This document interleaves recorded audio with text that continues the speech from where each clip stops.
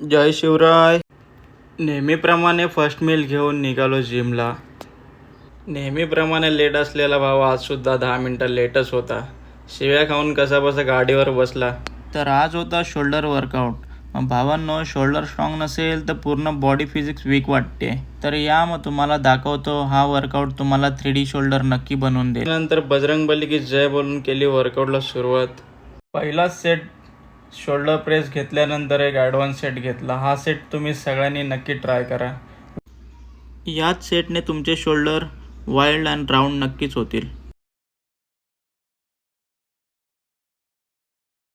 Set मारून झाल्यावरती शोल्डरची अवस्था काही अशा प्रकारे झाली होती. पूर्णपणे शोल्डरमधली ताकद संपलेली होती, पण शोल्डर मस्त पंप झाले होते. नंतर मग भाऊला बोललो, चल बस बेटे, आता तुझे शोल्डर मारून घेऊ. मजा मस्ती करून झाल्यावरती नंतर अर्नॉल्ड प्रेसचा एक सेट मारून घेतला. हेवी वेट कंट्रोलमध्ये प्रेस याने तुमचे इनर शोल्डर मसल पंप होतील. हा सेट पण तुम्ही नक्की ट्राय करा. याने शोल्डरची बऱ्यापैकी चांगली ग्रोथ होते. हा वर्कआउट बऱ्यापैकी कोणीच करताना दिसत नाही, पण यानेच 3D शोल्डर पूर्ण होतात.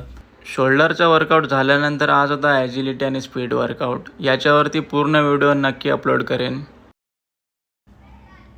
आरशामध्ये स्वतःशीच बोलत होतो की एवढा शोल्डर वर्कआउट झालेला आहे तर मग पाहूया एकदा.